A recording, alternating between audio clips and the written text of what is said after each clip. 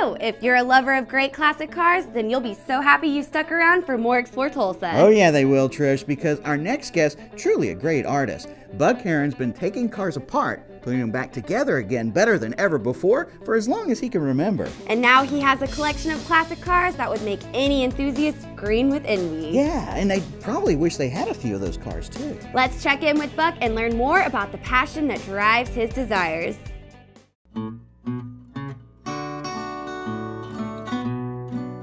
I've always had an interest in classic cars and custom cars.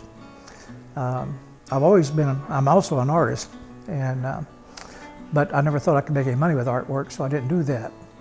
So what I did, so I got out of the Marine Corps, I'd already was working on a couple of projects of my own, and people were able to see some of the work I had done, and it was apparently excelled what they expected. And I started getting people bring me cars to do, and then I had to buy or rent a place. I leased a place first, and I changed the name of my business a couple of times only because the fact is I got bigger and things like that. I tried to make it sound better and make it more interesting for people. And so I've been doing it ever since I've got back from Vietnam. I couldn't get a regular job because I wanted to fly, but it didn't work out. The old cars are far better investments, I can tell you that. I've never had a car that I owned personally and kept that I didn't make a profit on, a big profit. And that's probably the reason that the old car business has been so good for me and for my customers, because it's never going to go down. And they're always going to appreciate in value. It's like any antique.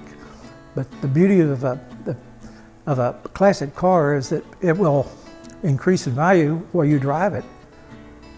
And it's about the only investment I know of you can drive around and enjoy.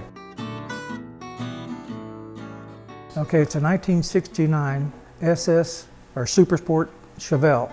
They were probably sold for anywhere from $3,200 to, I doubt if they went over $4,000 then. Now they sell for $50,000, $60,000, $100,000, depends on what the car is. Many SSs or Super Sports are not really a Super Sport, they've been converted.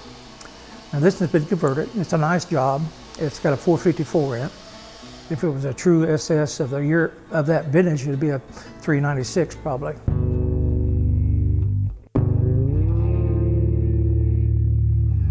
Well, the art has always been with me. I was able to draw when I was a child, and so I've done artwork all the time. I was in grade school and elementary and high school. And as I said, I don't know if I mentioned it before, but when I was at Rogers, I had a chance to get a scholarship at TU, a partial scholarship, to major in art.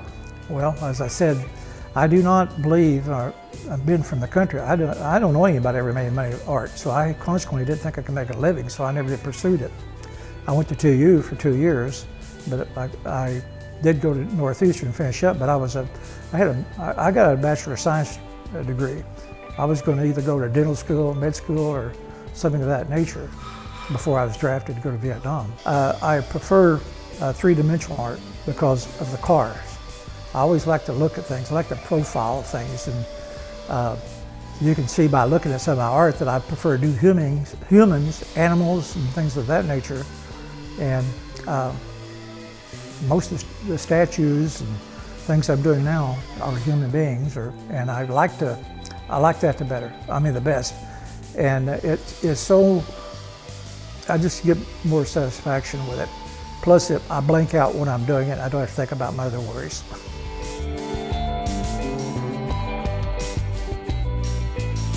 I like Tulsa. I mean, I like Oklahoma.